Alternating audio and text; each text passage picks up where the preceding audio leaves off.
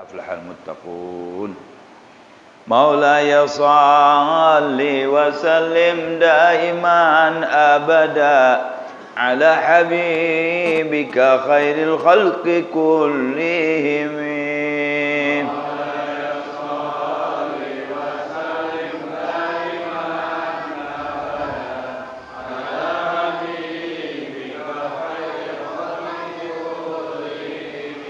ومن هو الآية الكبرى لمعتبر ومن هو النعمة العظمى لمغتنم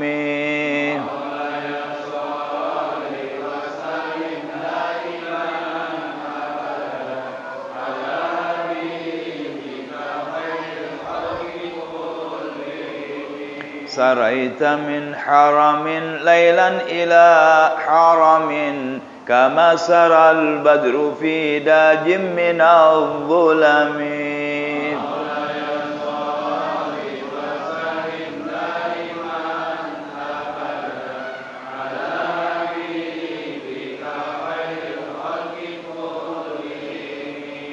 وبت ترقى إلى أن نلت منزلة من قاب قوسين لم تدرك ولم ترم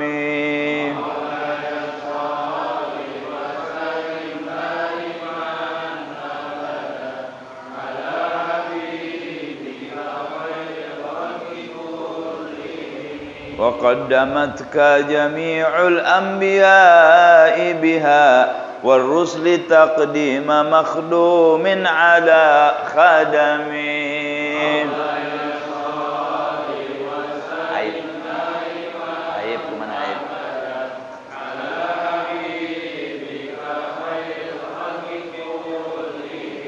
وأنت تخترق سبع الطباق بهم في موكب كنت فيه صاحب العالم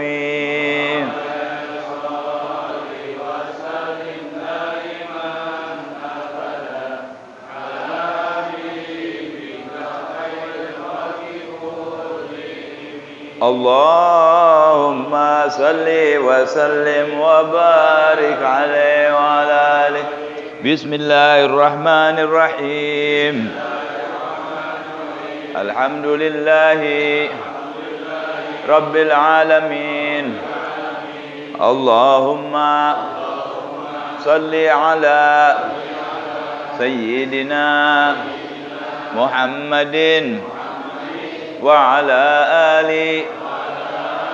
سيدنا محمد اللهم إني أسألك فهم النبيين وحفظ المرسلين وإلهام الملائكة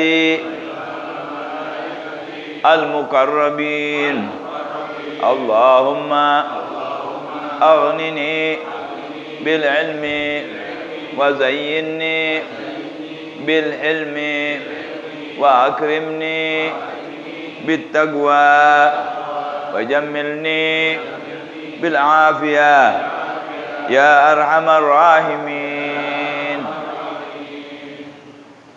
Hadirin yang berbahagia, malam ini kita akan baca kitab Khasaisul Ummah Al-Muhammadiyah yang dikarang oleh Sayyidul Walid Hadits Al-Haramain Al-Habib Muhammad bin Alawi Al-Maliki radhiyallahu taala anhu warda. Sebelum kita lanjutkan, saya mau menanggapi khutbahnya Imam Besar Islam Indonesia Habib Rizik Muhammad Rizik Syihab. Dalam sebagian khutbahnya beliau menerangkan yang memang enak untuk didengar oleh kita, bahwa ini yang ngaji tidak semuanya jadi ulama kan, tapi mengaji dia sudah dapat ganjaran mengaji, ya, talabul ilm. Yang lebih penting lagi apa? Mengamalkan ilmunya. Ilmu yang diamalkan itu luar biasa besar ganjarannya. Sebagaimana jeleknya orang juga, sebagaimana juga jelek orang yang tidak mengamalkan ilmunya. Tentu satu dan lain orang berlainan. Tapi paling tidak, kata beliau ya, di antaranya, kita ini ada perintah untuk berdakwah. Kuntum khaira ummatin ukhrijat lin-nasi ta'muruna bil ma'rufi wa tanhauna 'anil munkar. Pertama ulama, oke. Habaib, yaher. Ustadz, muallim. Apa berarti kita yang awam enggak boleh? Ya. Semua dari kita punya tanggung jawab untuk berdakwah. Bagaimana minimalnya? Ngajak. Jadi jangan ente aja yang mau masuk surga, jangan, ajak yang lain. Yang mana aja bentuknya, yang mana aja keadaan orangnya. Seperti beliau terangkan waktu beliau di penjara itu, yang pakai tatoan, yang tukang mabok, yang nggak pernah puasa, yang nggak pernah sholat, morfinis, ya, masya Allah segala macam. Tapi diajak semua jadi ikut, kan ganjarannya besar tuh. Nabi bersabda, apabila engkau menyebabkan seseorang mendapatkan hidayah, itu lebih dari kita mendapatkan harta yang sangat kita dambakan yang paling baik. Satu orang saja. Bagaimana kalau lebih dari satu orang? Jadi hadirin, ayo. Sekarang kita mungkin kan nggak ngajar, faham dengan apa yang diterangkan oleh para guru. Paling tidak amalkannya apa? Kita ngajak. Minggu depan ente ngajak siapa nih? Ajak aja, biarin. Satu kali nggak mau ajak lagi, ajak biar dia misalnya nggak sholat, rambutnya tatoan dan segala macam, nggak ada urusan. Yang penting dia muslim. Sebab kata beliau banyak muslim yang belum tersentuh, dia Islam, KTP-nya Islam, tapi sholat nggak pernah, ngaji nggak pernah, mau ngaji malu, mau sholat malu. Kenapa? Ada sebagian kita yang memang orangnya sentimen. Wah, tato kayak gitu masuk ke masjid, bukan urusan Anda itu. Ngapain begitu? Belum tentu Anda masuk surga, belum tentu yang pakai tato masuk neraka, belum tentu. Belum tentu yang rambutnya gondrong itu jahat, dan belum tentu juga yang botak baik. Belum tentu. Ya kan? Cuma kita disuruh husnudzan. Ya, ngajak saudara kita yang kayak apa aja, yang ngajak modelnya, ajak. Yang ini nggak biasa kemarin, coba ajak 1 kali, 2 kali. Coba saya minta nih, ya, dari saudara-saudara ini jangan ini aja nih yang datang, ajak yang lain, ajak anaknya, ajak ponakannya, ajak temennya.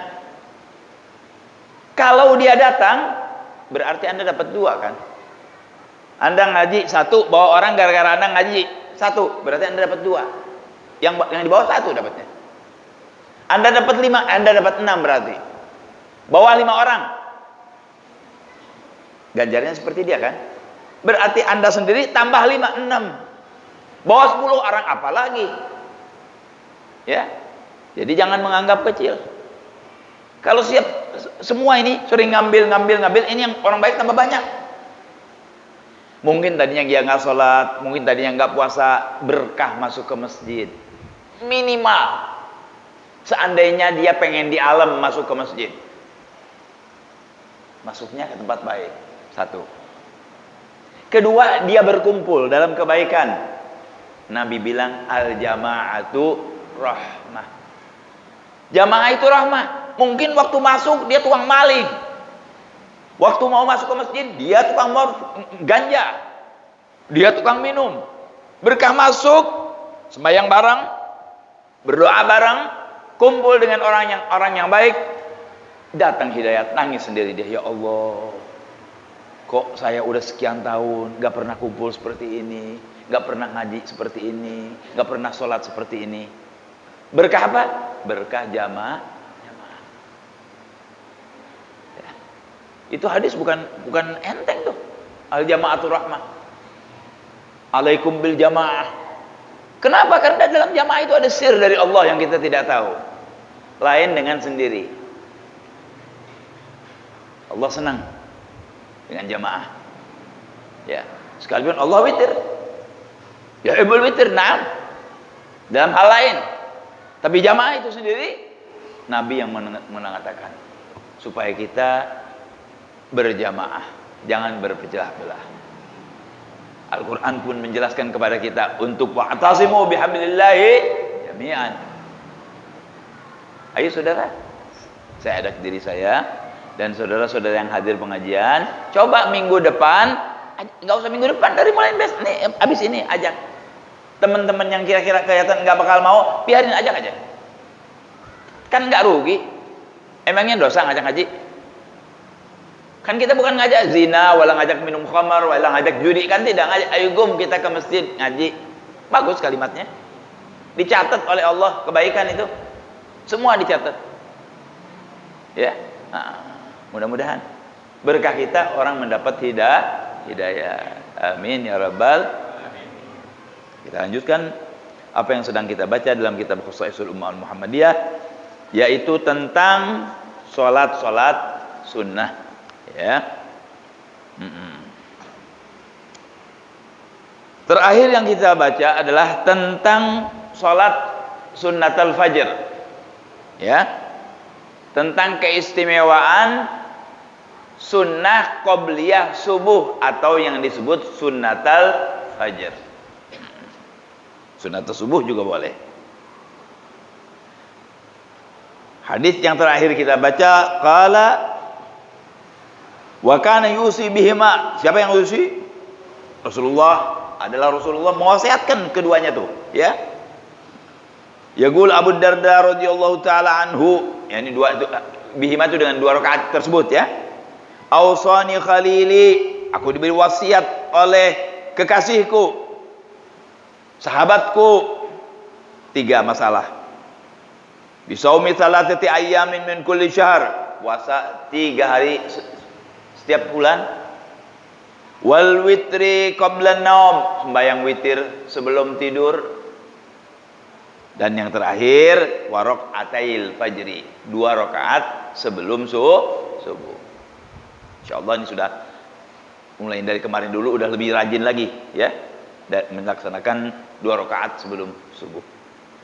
Qala wa kana yanha an tarkiha, Nabi sangat melarang orang meninggalkan itu 2 rakaat sebelum subuh. Ya, walaupun bukan dosa, ya. Fa'an Abi Hurairah radhiyallahu taala anhu qala Rasulullah sallallahu alaihi wasallam la tad'u rak'atayil fajri walau taradatkumul khail.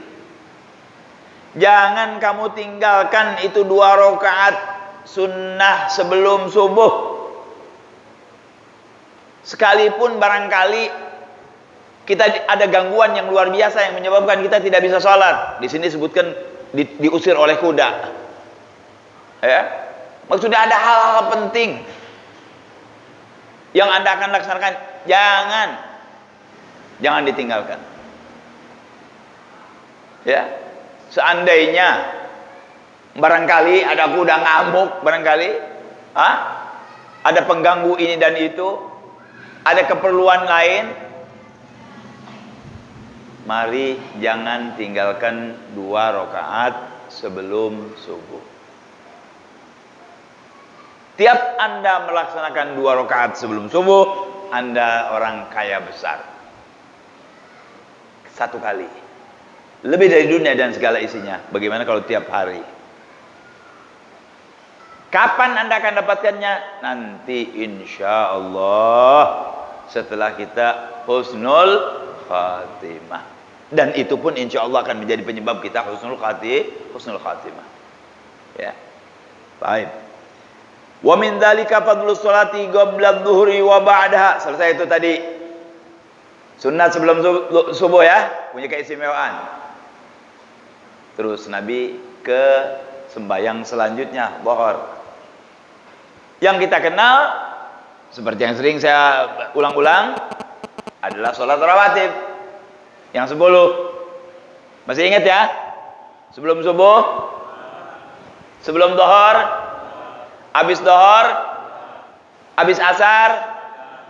Nah, hebat, Masya Allah. Bagus, Masya Allah. Berarti ngerti, berarti hafal tuh, ya.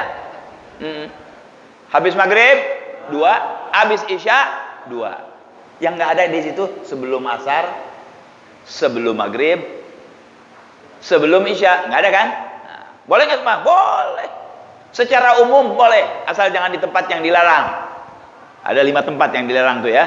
Kita udah pelajari sebetulnya dalam ilmu fikih. Istiwa hari Jumat kalau selain di Mekah, setelah mengerjakan sholat asar, setelah mengerjakan sholat subuh, ya, itu kita dilarang sholat sunnah, kecuali ada sebab sebelumnya. Ya, sudah sholat subuh, atau waktu matahari naik, atau waktu matahari terbenam. Kalau tidak ada sebab sebelumnya, ente nggak boleh sholat sunnah di situ. Ketika ditanya ulama, katanya di waktu-waktu tersebut ada orang-orang kafir yang menyekutukan Allah di waktu-waktu tersebut. Maka kita jangan sama dengan mereka. Ibadah kita bersih dari kekufuran.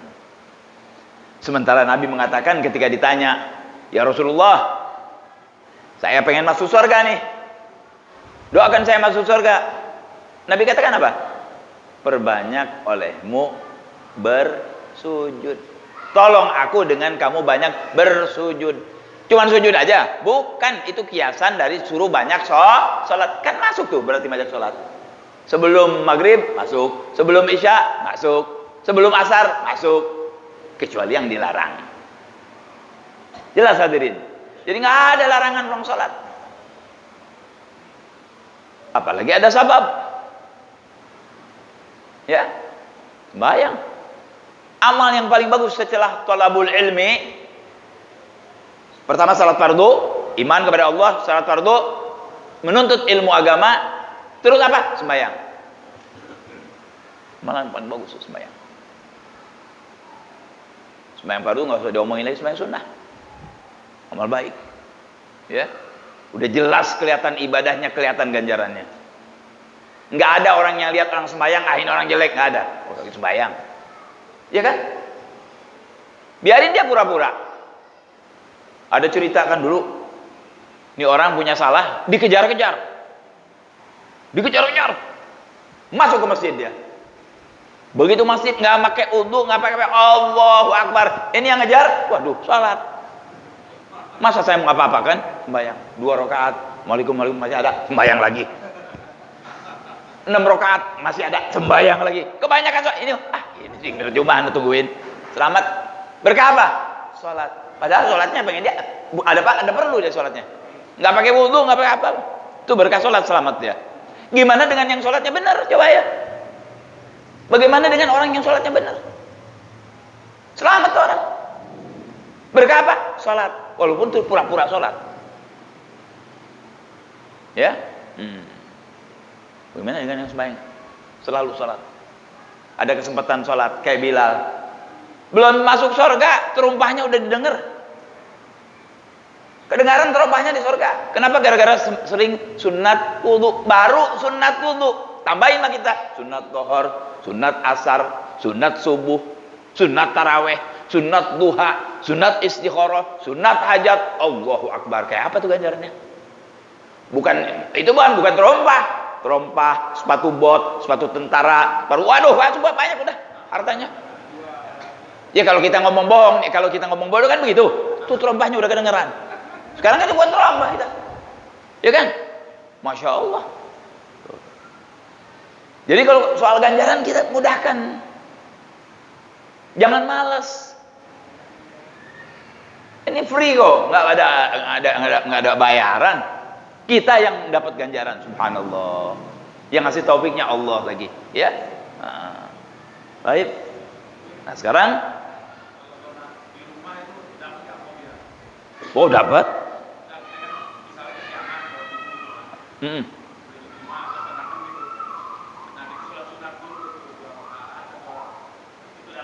Kalau kita mau bikin kesel setan, ya udah ingetin dulu. Kalau kita mau bikin gedek setan, sembayang sunnah di qadha. Udah lewat waktu nih, subuhnya udah kesiangan, sembayang juga rakaatain, usolli rakaatain sunat subuh. Kan qadha tuh, enggak usah bilang usolli rakaat ini sunnatul fajr qadhaan, enggak usah. Begitu ente sembahyang siang juga pasti qadha kan? Nah, setan bilang, "Waduh, yang sunnah aja diqadha, apalagi yang wajib." Sakit hati dia. Jumpalitan tuh setan. Ya, boleh enggak apa-apa. Ana lupa sembahyang gua bliyah.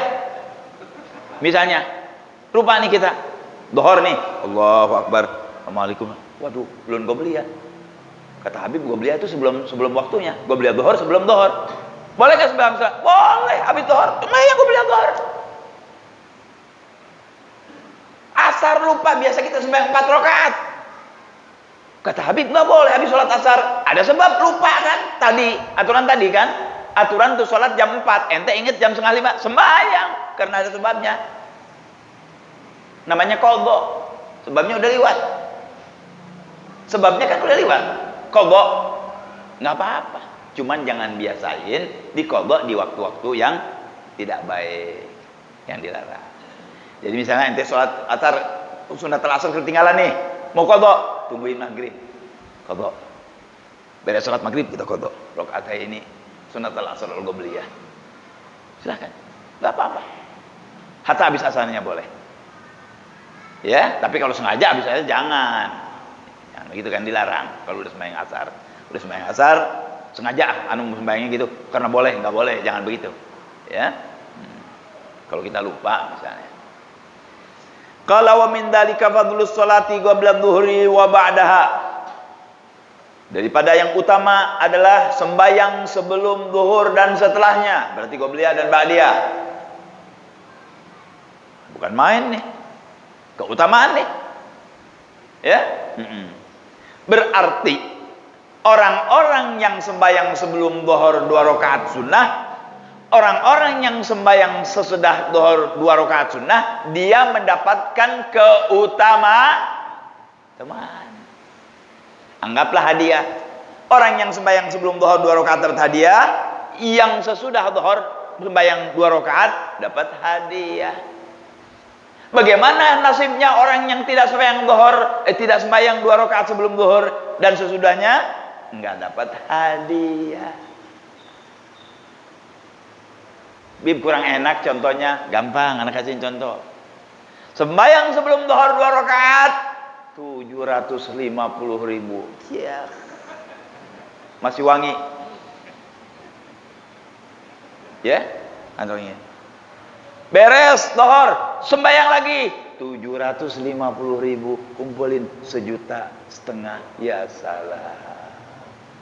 Taruh. Bukan di kantong taruhnya. Bank kita di akhirat. Bank kita di akhirat. Kadang-kadang dikasih oleh Allah di dunia. Apa contohnya? Itu hari ente ditakdirkan ketabrak motor.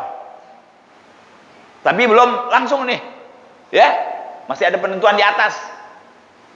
Belum terjadi itu tabraknya. Sembahyang tadi. Kita punya tuh resit. Apa namanya? AC udah ada di sana. Bank surga. Ada 1,5 juta. Ini udah ditulis nih bakal ketabrak motor nih. Liwat jalan sana, jalan lain yang Garuda bakal kena ditabrak motor. Bukan motor lagi, yang gede apa tuh? Yang 3 yang itu. Yang di sini banyak, nggak di tempat lain ada. Wah, tabrak mobil. Lebih dahsyat lagi tuh. Hah? Mentang-mentang orang yang Kemayoran kan di tempat lain. Kalau motor banyak. Ini di Kemayoran tabrak mobil. Udah itu tulis nih. Tabrak mobilnya orang. Sembahyang dia sebelum zuhur.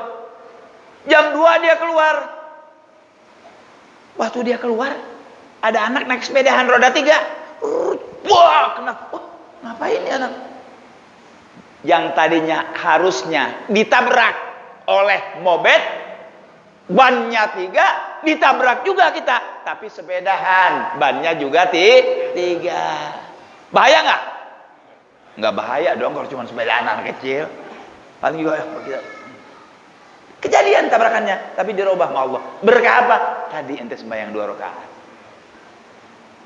Tuh begitu Allah kadang-kadang baru kita begitu.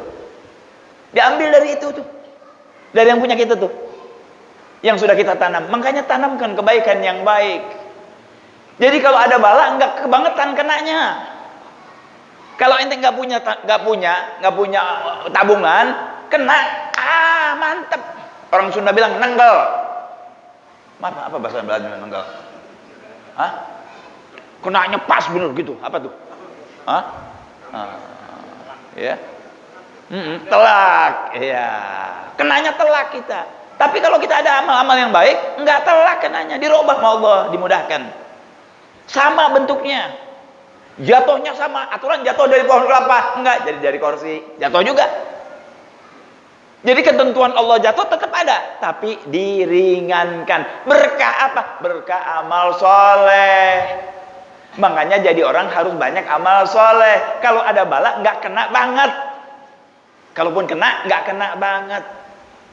Dan itu nggak habis, ganjaran kita tetap ada. Ya, beruntung orang-orang yang amal soleh itu. Apa saja bentuknya, banyak kan. Ya, ini kita lagi ngomong sholat nih, ya. Baik. Gala fadlu sholati qabla dhuhur wa ba'da, keutamaan sholat zuhur dan sesudahnya, sebelum sholat zuhur. Wa anna man wadhaba 'alaiha haramallahu jasadahu 'alan nar. Allahu akbar. Orang-orang yang selalu sembahyang sebelum zuhur 2 rakaat misalnya, atau 4 rakaat, 6 rakaat terserah. Sembahyang sebelum zuhur sunnah, sembahyang sesudah zuhur sunnah, itu dijaga oleh Allah dari api neraka. Berarti ente udah punya apa tuh? Yang enak bahasa sekarang, sudah punya vaksin buat nerakanya. Bukan vaksin COVID, vaksin buat api. Apa tuh? Salat tadi sebelum zuhur 2 rakaat, sesudah zuhur 2 rakaat. Ayo dong sembahyang, nggak mudah juga ya Allah. Masa sih nggak bisa? Ya, kalau perlu kita bayar tuh. Haramallahu jasadahu 'alan nar. Kata siapa? Kita lihat sekarang. Qala Rasulullah sallallahu alaihi wasallam, Nabi Muhammad yang bicara. Man yuhafidhu ala 4 raka'atin qabla adh-dhuhri wa 4 ba'daha, ya, haramallahu jasadahu 'alan nar. Maaf, bukan 2 rakaat ya, 4 rakaat. Ini yang punya khususan diharamkan dari api neraka nih, yang sembahyang sebelum zuhur 4 rakaat, sesudah zuhur 4, sebelum zuhur 4 rakaat, ya.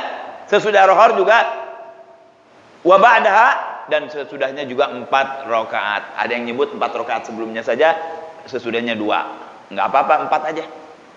Sebelum zuhur 4, sesudah zuhur 4. Bib, kalau Jum'ah gimana? Biarin Jum'ah juga itu. Sebelum Jum'ah 4, sesudah Jum'ah 4, itu Qobliyah dan Ba'diyah. Ada yang bingung, Bib, ini Qobliyah apa Ba'diyah masuk nggak kalau kita sembahyang 4? Sebab Nabi kan ngomongnya 4, sedangkan Ba'diyah 2 kan. Rawatib kan 2. Tadi kan udah disebut oleh kita, kok ini 4 gimana? Sudah masuk itu di situ rawatibnya. Jadi kalau kita sembahyang 4, sudah masuk itu Qobliyah dan Ba'diyahnya. Lebih hebat lagi tuh. Khusus tuh, kalau orang sembahyang sebelum zuhur 4, sesudah zuhur 4 sunnah, diharamkan jasadnya dimakan api neraka. Tapi dengan catatan istiqomah. Dengan catatan istiqomah, kayak yang kemarin dulu. Di mana? Di tempatnya Kiai Abdullah Syafi'i, perempuan, ibu-ibu ustazah, tukang baca Quran, baca tahlil. Meninggalnya kapan? Wa ilahukum ilahu wahidun, blak, meninggal. Bayangin tuh, lagi baca gitu, habis ngaji semua terus alif lam mim, ini beres, wa ilahukum ilahun wahid, blak, meninggal. Sama dengan la ilaha illallah dong. Sesungguhnya Tuhanmu itu hanya satu, la ilaha illallah. Asyhadu an la ilaha illallah. La ilaha illallah, sama. Meninggalnya begitu tuh. Kenapa ini istiqomah? Pasti nih ibu nih. Tuh ibu yang meninggal tuh, Anda lihat di YouTube ada. Istiqomah itu. Biasa saudara, orang-orang itu meninggal dengan kebiasaan hidupnya, kebanyakan begitu. Dia selalu sembahyang sunnah, hadir pengajian, sering sedekah, sering silaturahmi. Meninggalnya pilih dah tuh. kalau nggak habis sembahyang, kalau nggak lagi silaturahmi, kalau nggak lagi sedekah, kalau nggak dari perbuatannya dia baik.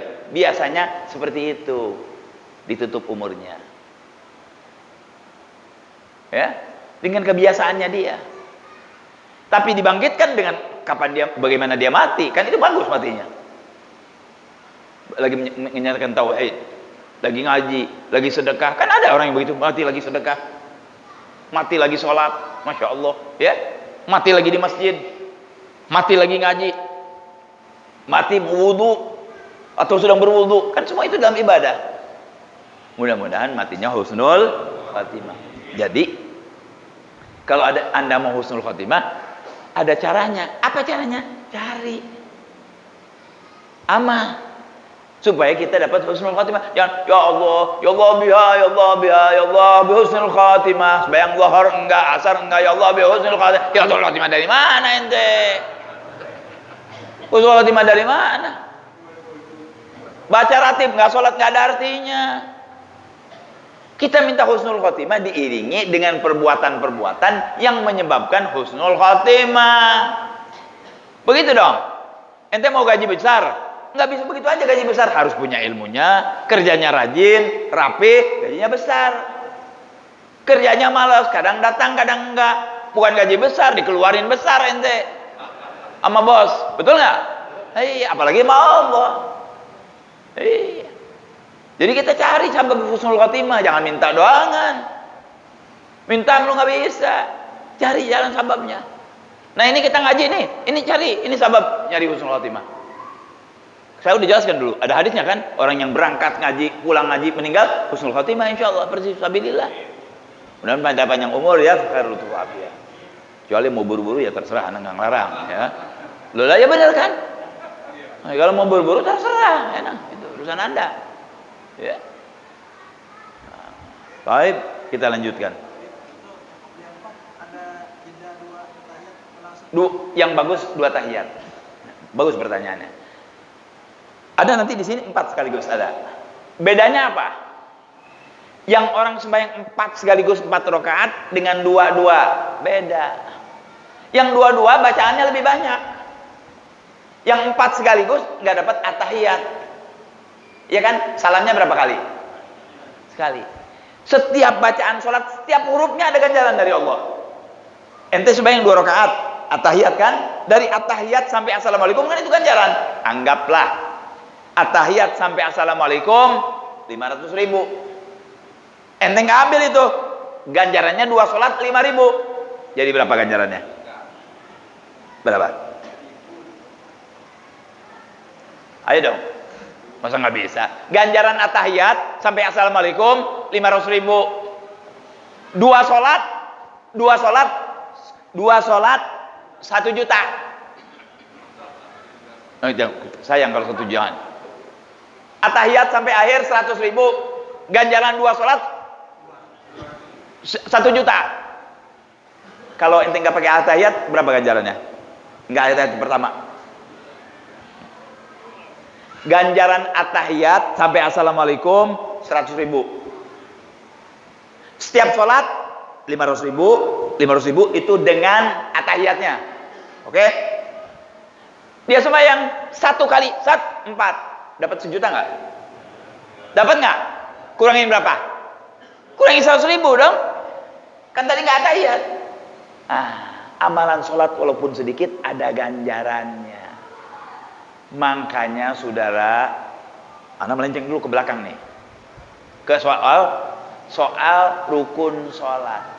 Semua rukun sholat, yang sholat itu kan ada ucapan dan ucapan dan gerakan.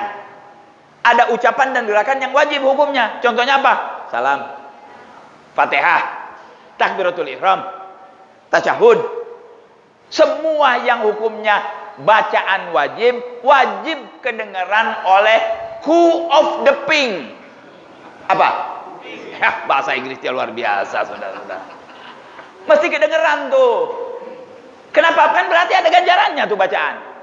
Sehingga menyebabkan sah dan tidak sah bacaan. Demikian pula yang sunnah. Kalau yang sunnah ente nggak dengar, nggak dapat apa-apa. Tapi yang sunnah kedengeran dapat ganjaran. Makanya kalau sembahyang jangan sok khusyuk. Mana Allah Akbarnya? Enggak sah tuh. Itu takbiratul ihram kan rukun. Mesti kena Allahu Akbar kedengaran oleh kuping sendiri. Enggak usah Allahu Akbar. Ya jangan. Ganggu orang haram. Ya? Jangan. Biasa aja. Allahu Akbar. Terus sunnah kan tuh Allahu Akbar kabira walhamdulillahi katsira, ganjaran tuh. Terus ganjaran tuh tiap huruf-hurufnya. Oleh karena itu orang yang sembahyang 4 rakaat 1 kali dengan 4 rakaat 2 salam, ganjarannya banyakan yang 2 salam. Karena yang 2 salam itu dia ikut salam lagi. Tadi salamnya cuma 1. Kalau 1 salam itu 100.000, 2 salam kan 200.000. Kurang 1 salam berarti dikurangin 100.000. Jelas kan?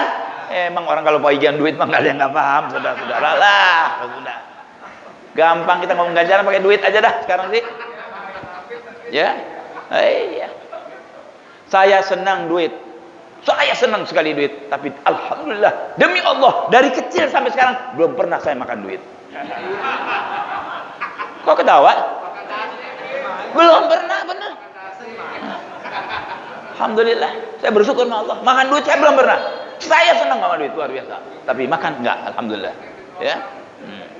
Baik, kita lanjutkan saudara. Ya. Gala, ya. Gabungkan niat. Boleh. Ada tapi ada yang nggak boleh digabung. Ya, sholat fardu nggak boleh digabung dengan yang sunnah. Jangan, sholat fardu sendiri, yang digabung dengan yang sunnah. Tapi yang sunnah-sunnah semua, yang sunnah kita tidak maksud artinya seperti sholat istikharah, kan itu kita yang bikin sholat istikharah, ada maksud. Sholat istikharah, sholat isyraq, ya, sambung boleh tuh.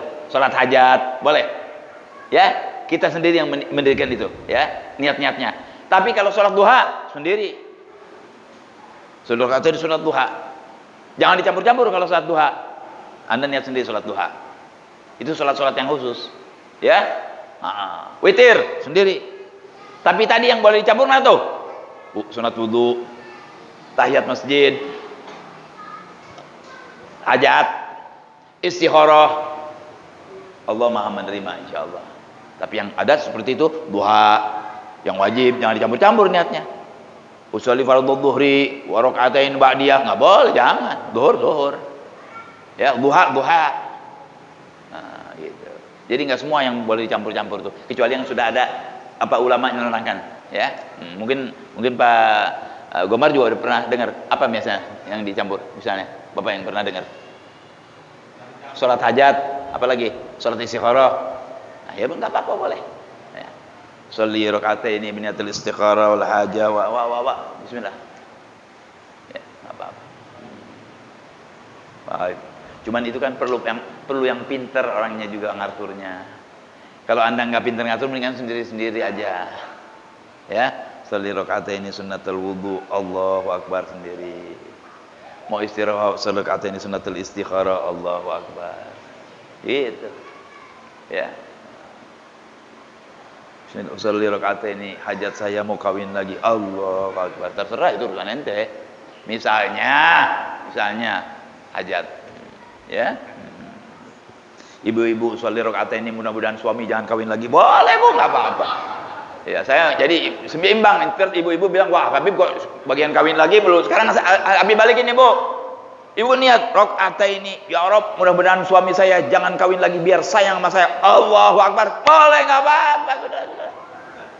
Ya. Enggak apa-apa. Ya. Baik, kita lanjutkan saudara, ya. Mana tadi? Wa minha al-amanu min fitnatil qabri liman mata yaumaha aw lailataha. Fala yus'alu fi qabrih. Akhrajat Tirmidzi wa hasanahu wal Baihaqi wa Ibnu Abi Dunya wa ghairuhum an Ibnu Umar an Ibnu Amr radhiyallahu ta'ala anhuma qala Rasulullah sallallahu alaihi wasallam ma min muslimin yamutu yaumal jumu'ati au lailatal jum'ah, ya, illa waqahu Allah fitnatal qabr, wa fi lafadz illa bari'a min fitnatil qabr, wa fi lafadz illa wuqiya. Oh, ini pindah jauh, maaf. Maaf, kelewatan, maaf. Itu buat soal Jumat tuh.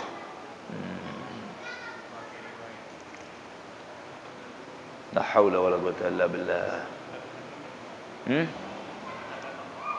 Lebih baik?